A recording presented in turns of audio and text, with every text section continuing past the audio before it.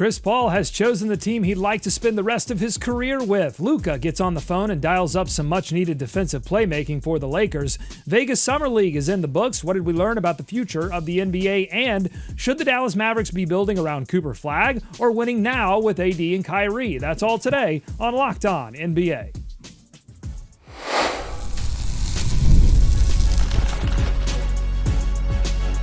You are Locked On NBA, your daily NBA podcast. Part of the Locked On Podcast Network, your team every day. Welcome to Locked On NBA. Thanks so much for making us your first listen of the day. We are free. We are available wherever you get your podcast, part of the Locked On Podcast Network, your team every day. This episode is brought to you by Monarch Money. Take control of your finances today with Monarch Money. Use code LOCKEDONNBA at monarchmoney.com for 50% off your first year. I'm Doug Branson, host of Locked On Hornets, and your shot clock Sherpa, guiding you through the NBA's biggest stories every day with the help of Locked On's local experts. And I have two of the best with me, as always, welcoming back from the Locked On Nuggets podcast and senior writer for the Action Network, Matt Moore. Matt, welcome back after a week off. Did it provide any clarity on anything NBA related? Well, I spent a lot of time watching wild otters in Monterey as they cracked open shells and tried to dig out those tasty clams. And it did kind of make me realize how difficult it is for the Lakers to actually find talent, because they're a lot like the otters, scraping the bottom to try and claw out a little bit of value for nourishment. All right. From the Locked On Bulls podcast, we've got Haize. Haize, is there any clarity on Josh Giddey's situation with the Chicago Bulls? No, and I don't care. Bears training camp opens up Wednesday. That's all I care about right now. Damn. Listen to Locked On Bears and the Locked On NFL podcast for more on that. We're going to stick with the NBA. Let's get to some news that came down within the hour of us taping here at about noon Eastern on Monday. Chris Paul set to rejoin the Los Angeles Clippers for his 21st and what is expected to be his final season in the NBA. We'll get reaction from the Locked On Clippers podcast tomorrow. But today, Matt, what do you think about this situation with Paul? How does it change your view now with Paul and the Beal addition, the view of the Clippers' place in the Western Conference pecking order? Yeah, already some reports out of Clutch Points that more than likely Paul doesn't expect to play every night, given the jammed rotation. I made this joke on Twitter, so I'll just repeat it here. Chris Paul, Brook Lopez, Kawhi Leonard, James Harden, Bradley Beal. It's the 2017 playoffs on NBA, on ESPN. That's how I feel about this. Look, Chris can still play, and Chris is a great leader, and Chris is very intense, and I think it's cool that he's able to finish out his career in LA, closer to his kids, closer to family. I think that's a really cool story. It's a bummer to me that neither the Pelicans nor the Hornets were in a competitive space enough for him to justify finishing it out there. Like, in particular, I think the Pelicans would have been a really great story for him to finish his career where it started.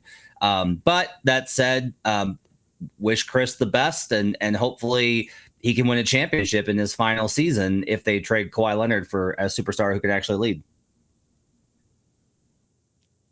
Hey, I thought I was the one who hated the Clippers here. I mean, yeah, it's fine. Like this, if this was 2020, they'll be the odds-on favorite to win the championship. Yeah. I mean, and that's great. I know I called the Golden State Warriors having their Wild Hog season or whatever it's called, but I mean, it's cool. Like, it's good for him. It's a good story. He's going back home. The team that he played with before, and that's all great and fine and dandy. But I don't look at this as anything that really changes my outlook on the Clippers, good or bad. I think the Clippers are still going to be a team that, if Kawhi Leonard could stay healthy, are going to be really tough. Chris Paul's been a player that's been, still productive even at his age, even though he isn't what he once was. But it's a functional signing for the Los Angeles Clippers, and congrats to them and their fan base. So while you were gone, Matt, you had Lillard going back to the Trailblazers. Paul started his career in New Orleans, but I think obviously made the major name for himself with those Clippers teams. Does it mean anything that you've got these players going back to old locations? I mean, it's something players tend to do sometimes as they're entering their final seasons, but does it mean anything in this particular era that we're seeing these players try to get some of that joy back in their old locations? Yeah, so I think an interesting one here is there's not a team for them to go ring chase with. Like, back for decades, it really was like you find like the team and you go hang on there. And the Thunder are kind of like, sorry, all our spots are taken by the 700,000 good young players we have, and nobody's going to really want to finish their career in OKC. And so if there's no real clear contender, like that, this gives them the best kind of opportunity. Like there's a very good chance that Dame's going to get to go out on a high note, and so few players do. And I think it's better for these players to finish their careers in these spots than have the Elijah Raptors season or the Ewing Magic season. Like it's better to have these familiar images of these players in those jerseys that fans knew them from for so long. I think it's a positive outcome really for everybody. Hey, yeah, I agree. It's a positive outcome. It makes sense. Like I think everybody gets what they want out of that on all sides and on deals and moves like this. And I don't know how much of a feel-good story it is or how much that matters, but it does feel, good in that sense. So it's perfectly fine is the way that I look at it. Like I said, I'm not overwhelmed, not underwhelmed, just whelmed. It's cool. All right, Matt Moore there saying that the age of NBA parity may be reducing the amount of ring chasing that we're seeing. We did have a team chase a ring in Las Vegas, the Charlotte Hornets. They are your Vegas Summer League champions. And they almost led the show. Chris Paul ruined it. The Charlotte Hornets almost led Locked On NBA, beating the Sacramento Kings last night. 4th overall selection in this year's NBA draft, Kon Knueppel wins the Summer League Championship MVP. Does a team that featured 6 recent draftees winning the championship and a 4th overall pick actually playing deep into summer and winning MVP, does that do anything for you, Haize? Yeah, I mean, I think it does say something about the core, the young players and the talent that you have. And now, Summer League production, we all know it's not anything to get too far up or too far down on. But I do think you can look at like some things that do translate as far as like the opportunity and the potential that's there. So I think it says something about that there's a young core there, a nucleus there, I guess is a better word than calling it a core right now, of players that if they're developed right, that you could have some nice young talent there. I think that's the biggest thing to pull away from this.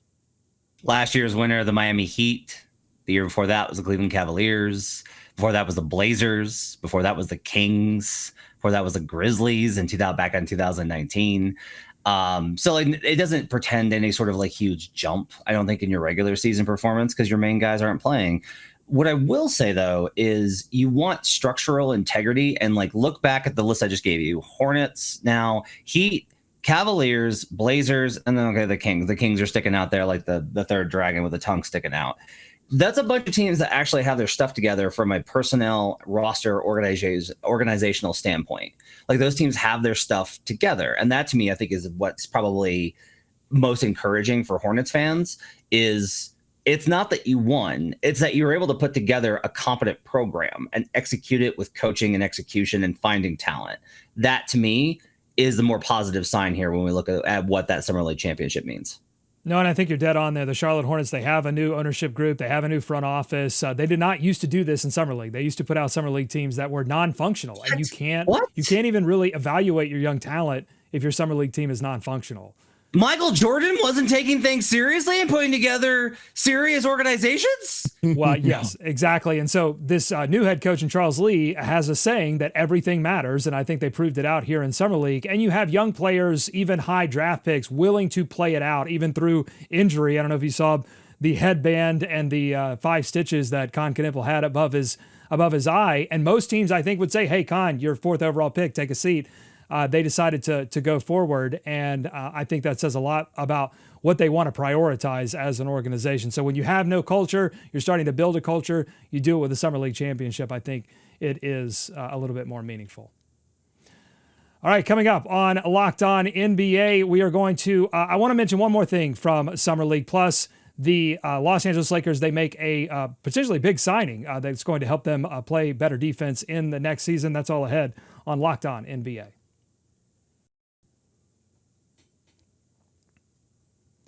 Today's episode of Locked On NBA is brought to you by Monarch Money. Ever wish managing your money felt easier with Monarch Money? It can be. Whether you're saving up or planning something big, Monarch puts you in the driver's seat.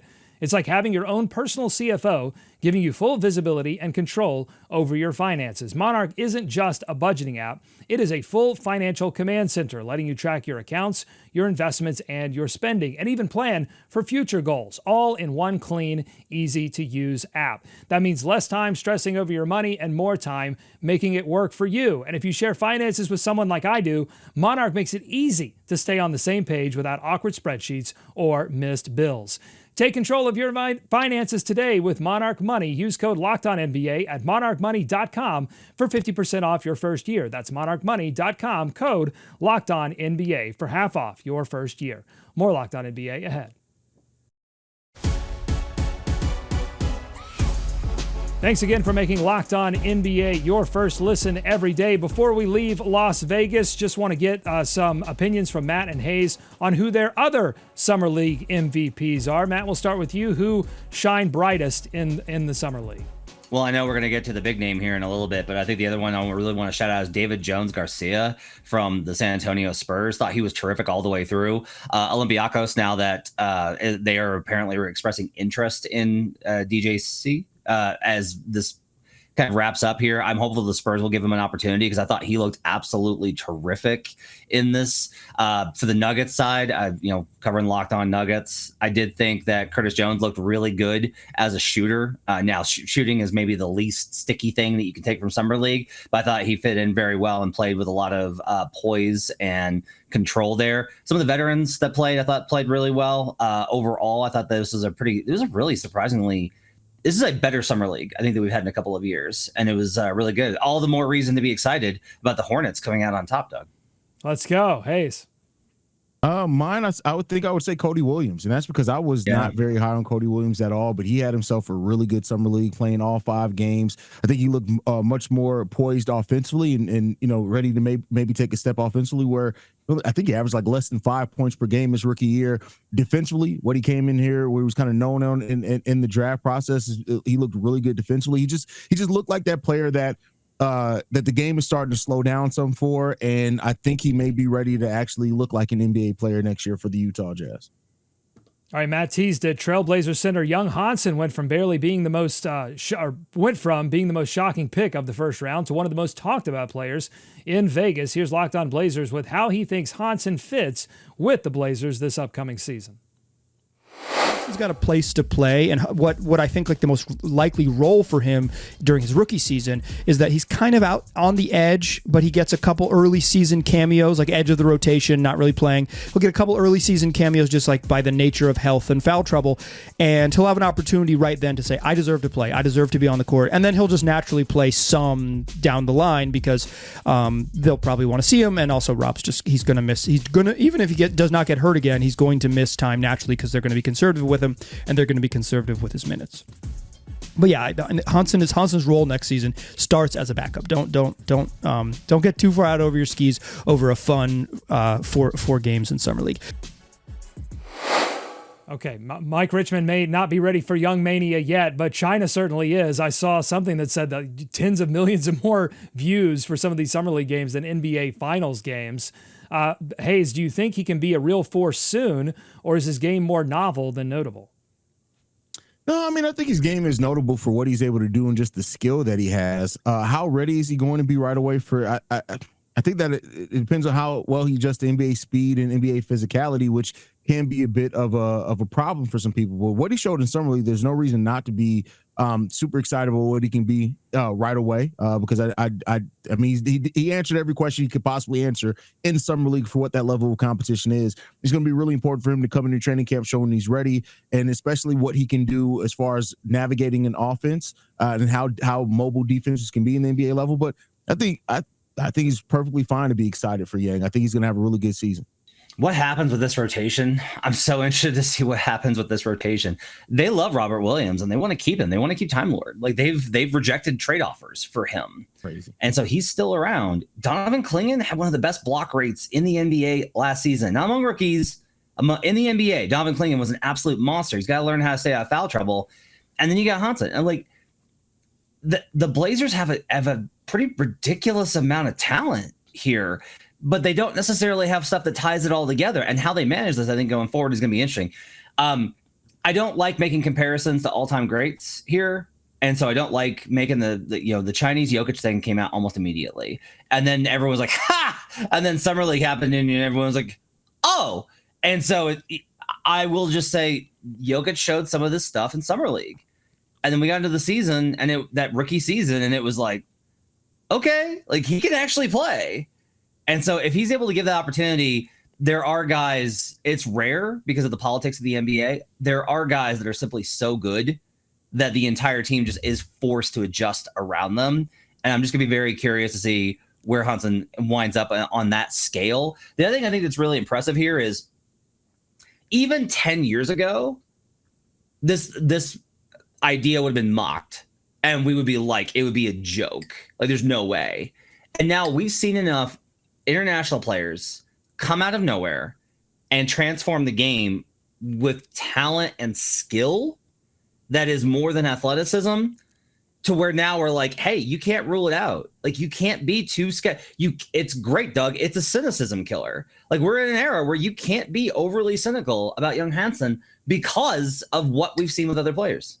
No, when the Blazers made that selection, my first thought was not what are they doing? My first thought was what do they know that everyone else doesn't? And that's what I've been trained to think based on some of the, particularly right in the middle of the draft, these international selections that come out of nowhere and suddenly become stars. So we'll see if it happens with Hansen. I do like the idea of the Trailblazers going, look, we've got to wait a year for Damian Lillard to come back. We're just going to experiment. We're going to go 3 bigs. We'll go 4 bigs, as many bigs as we can get into the lineup at the same time. We'll go ahead and do it, and we'll get crazy.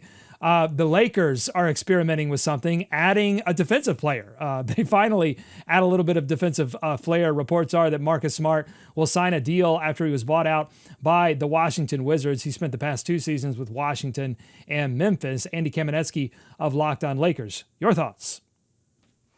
Signing a lot for the Lakers. We've talked a lot in recent shows about in particular, my desire to see the Lakers rebalance the starting lineup, the projected group of Luka Doncic, LeBron James, Austin Reeves, Rui Hachimura, DeAndre Ayton. A lot of offensive talent there, a lot of talent, period, but very unbalanced. The Lakers have also needed to find a way to add some more scoring to the bench.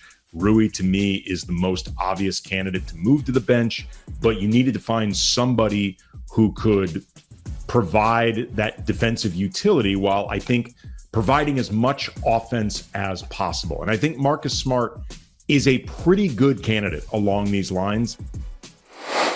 Matt, we're going to go to you first because you are this show's not so local expert on the Washington Wizards.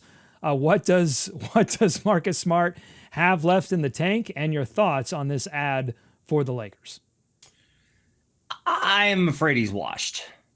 I'm pretty scared that Smart's washed. The hope here is kind of a Nicholas Batum type of deal where it's like everyone thought that he was done in Charlotte, just like they thought Boris Diaw was done in Charlotte. And then they go elsewhere and it's like, oh man, he's still got really good years left in him.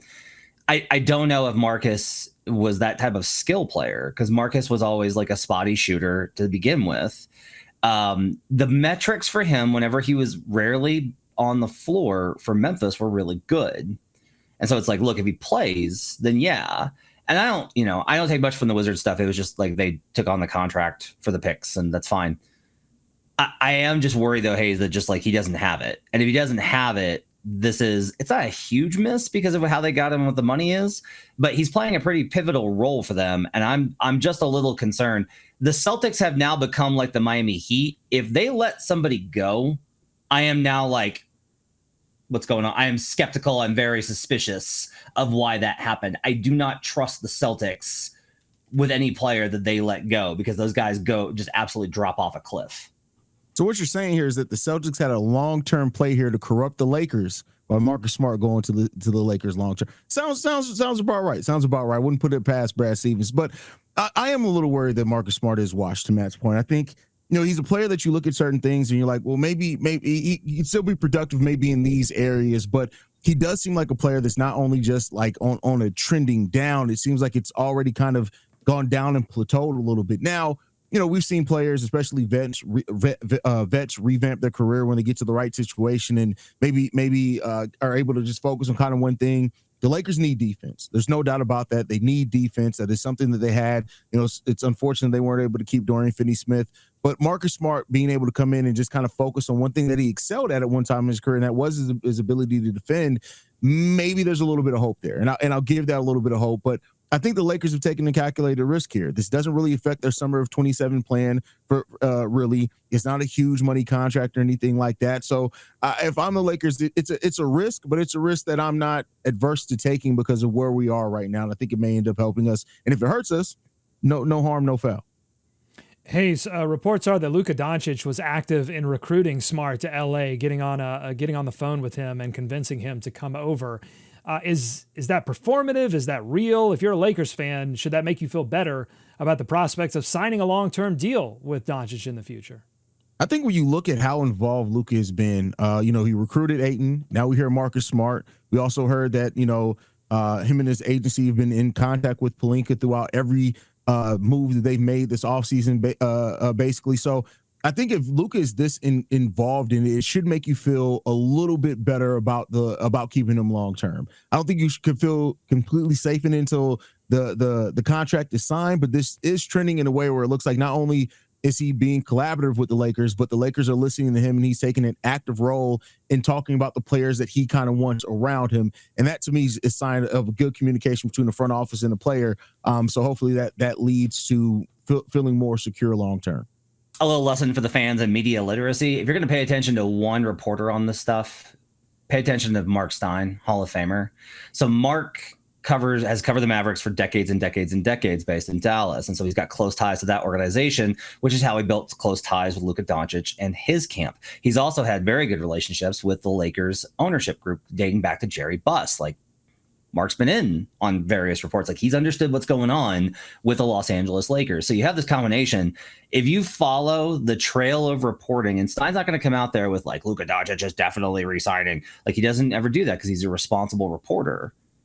But if you follow the trail here, it paints the picture of the Lakers have pivoted completely to the point of alienating LeBron James in building around Luka Doncic and telling him, you're the future, you're everything, we're building everything around you. They are discarding the greatest player of his generation in order to build around this young man. And so I think if you're Luka Doncic, you understand not only the capacity from a basketball standpoint of having the control and getting what you want, but also getting the business side advantages, all of the lifestyle advantages of LA. This is going to be Luka Doncic's organization. He is going to dictate the Los Angeles Lakers over the next 10 years. You can think whatever you want about that. I personally am kind of like, but that's where it's going. I've always thought this idea was ridiculous. Everyone continues to kind of be like, yeah, he's not going to re-sign there. He's going to leave. What superstar signs with the Lakers as their number one guy and leaves? Dwight Howard wasn't the number one guy. Kobe was. That's the only time I've seen a player leave the Lakers and be like, nah, I'm good. It's not going to happen. Luka's going to be a Laker for the rest of his career. All right, they are building around Luka. The Dallas Mavericks, are they building around Cooper Flagg or are they building around Anthony Davis? And how much should those decisions matter over the next season or two? We will hear from Locked On Mavs coming up on Locked On NBA.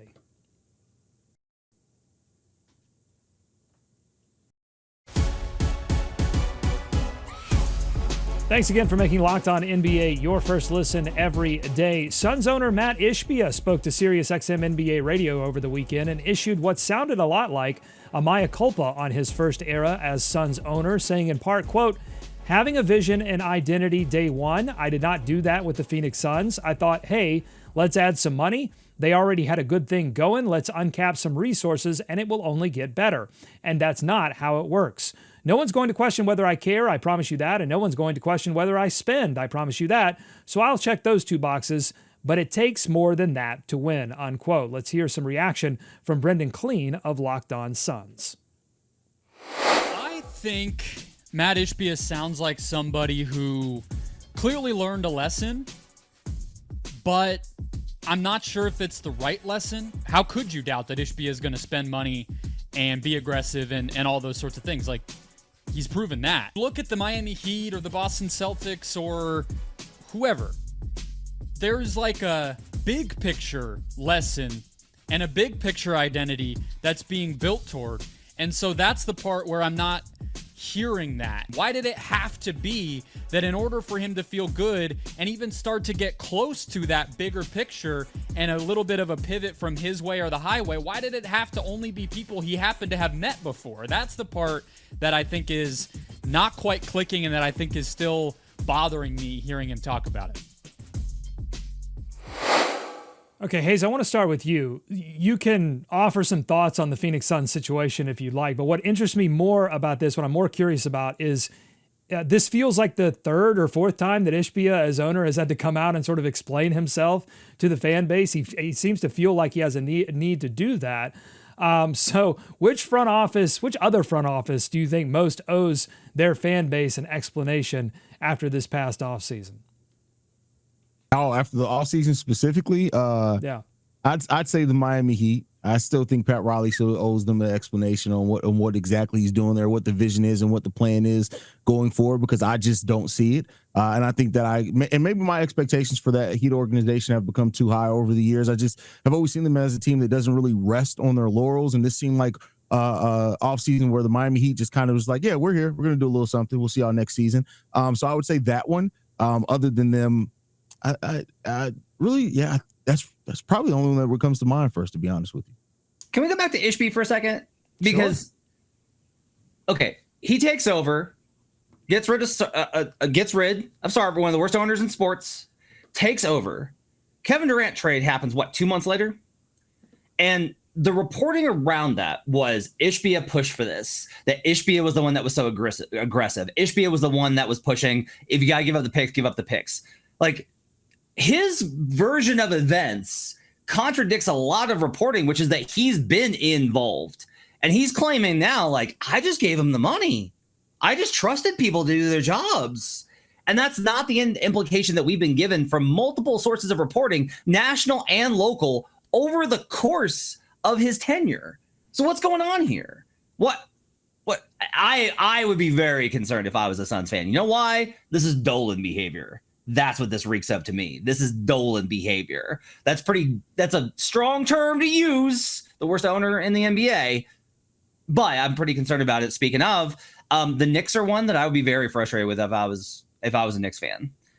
They made some good additions in terms of the roster, some small moves on the perimeter, but like Mike Brown, no real, like, you didn't address any of the chemistry concerns. There's all these kind of things, like, you're just running it back. I would be very concerned with that. I actually think San Antonio fans should be a little bit frustrated if you look at it and you go, hey, we're hopeful maybe we're going to trade for Giannis. No. Hey, maybe we're going to get this big move. No. Like, you just were like, we're going to draft Dylan Harper and keep things kind of the same. And we're just going to basically run back the same roster. Only we lost Chris Paul, one of our most impactful players. That to me, I think, is a pretty big concern. So they're one that I would be worried with. And then the final one is always the Sacramento Kings. Their signature move this offseason was Dennis Schroeder.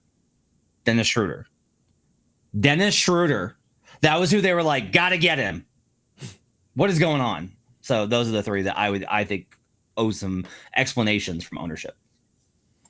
All right, well, certainly the Dallas Mavericks owed their fan base a lot of explanations over the trade of Luka Doncic, but they've moved on now. They have their next superstar in tow in Cooper Flagg, the number 1 overall selection in the NBA draft. And the moment that Dallas selected Cooper, they entered the dreaded 2-timeline zone. The future with Cooper and the present with AD and Kyrie. Today on Locked On Mavericks, they discussed an interesting hypothetical that could force the front office to choose their destiny. Kyrie doesn't come back and the team is just at like 500 or below. Is it worth losing out to get another young player alongside Cooper Flagg while wasting a year of Anthony Davis's prime? And I think this is fascinating because it comes down to what's more important, trying to squeeze everything you can get out of Anthony Davis's prime right now in a win now team, which we believe this is. But if Kyrie doesn't come back, like Kyrie has warned, hey, don't hold your breath, I might not come back for the playoffs even, then is it worth it? Or should they shut some guys down and go and try to get somebody else with Cooper Flagg and try and get another young player, because they do own their pick in 2026. That is a possibility for the Mavericks. I've been the guy that has been like, let's focus on Cooper Flagg, let's focus on the future. But I think if it came down to it, I would want them to win. And I would want that experience for Cooper Flagg more than I would want them to just like try their luck at getting somebody in the draft. All right, so you hear there, Nick Angstadt, a little bit of a convert to the win now with Cooper camp. How about you, Haize? Let's address the hypothetical first. If Kyrie, let's just say, significantly before the trade deadline says, I'm not coming back this season, do you advocate for the Mavericks to lose games and get another high draft pick or attempt to get another high draft pick for Cooper, or should they put the pedal to the metal and try to win now? I think if Nico Harrison is going to stand on what he said before, they should put the pedal to the metal and try to win every game that they can now, because he claimed that that's what they were trying to do by that trade, that he actually thought that was going to be a better team after that trade. And you added Cooper Flagg to that. And I think it benefits Cooper as well to be in this situation and system where you do have structure, you do have players that are legit NBA players that can help you develop and grow, and that you're going to have to play within the system. It's not going to be just giving you the ball and 20 shots per game and going out there and figuring it out. I think that it benefits them the most to actually go out there, try to win, and develop Cooper in that way, and then let the chips fall where they may. If they don't make the playoffs, great. If they do, then, and Cooper's a big part of that, and you start seeing the chemistry that you have with Cooper and AD and Gafford and those guys, so be it. Great. Like a draft pick is great and fine and dandy, but if you have a player already and you believe Cooper's going to be that generational player for you, I think you should try to win basketball games now. Haize, I'm going to put you on the spot here. Do you think this is going to work? Like, do you really think that they're going to be able to win? Like, do you really think that this team led by Anthony Davis, who has never, ever, ever been the number one option on a contender ever in his career, ever? Do you really think that this team with that guy, with this roster, can really compete for a championship or even compete for a high playoff spot? Do you think that's possible? No. That's why you might as well try to win, because it's not going to be possible regardless. Okay, so if it's not possible, my question for you is, at what point are we going to be on this show talking about the sunk cost fallacy here? Talking about, like, you got to face facts and realize it's over. Is it January? Is it February? Like, at what point are we going to be like, it's give it up, man, trade AD? Because the thing with the Kyrie injury, and like, dude's broadcasting he's not coming back, and like, God bless Nick Angstadt. He's like, no, he's not saying he's not, because keep subscribing and putting the likes on Locked On Mavericks. He's not coming back. He's not coming back this year. That's evident. And so that way Nico is going to be like, well, this year was lost because Kyrie didn't come back. We were hopeful, but it didn't happen. But next year, all of this is counterproductive. None of this makes sense. It didn't make sense when they traded Luka. The new plan doesn't make sense. All of this is apparent. We're just waiting for this thing to fall apart so that the Mavericks can transition to a new front office, a new coach, and a new direction with Cooper Flagg.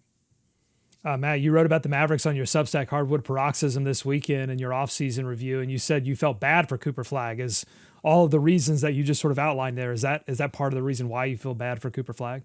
Yes, because if he has an amazing season, that means the Mavericks are losing. You're not going to be led by your rookie player. There's no scenario where the Mavericks are this contender in the Western Conference and Flagg is your best player. So then it's, okay, AD's having a great season, which probably means Flagg's not getting the usage, minutes, opportunity that he needs to develop his game. Nobody needs more time to experiment and find himself, I don't think, than Cooper Flagg does. He's a tweener. Like, he's between all these things. We used to use that term for these guys, and now it's a positive thing. He's got versatility, but he needs to be able to figure things out in the season. He's not a pure point guard. He's not a pure big. He doesn't have a simple game. He needs to be able to experiment, and he's not going to be able to have that, because if he is, that means they're losing, which only reverts back to the Luka trade. All of this is a disaster. Cooper would have been better off getting traded anywhere else, in my opinion.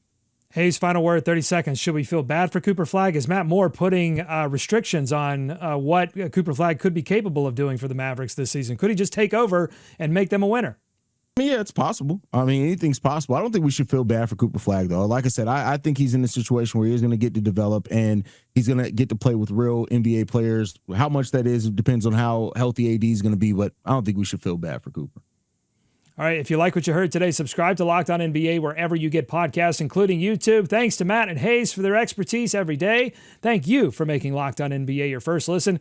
Make your second listen Locked On MLB. They talk about baseball. You know, the thing we basketball sickos watch to make us forget that we don't get hoops for 2 months. Until next time, be kind to each other. We'll see you right back here tomorrow on Locked On NBA.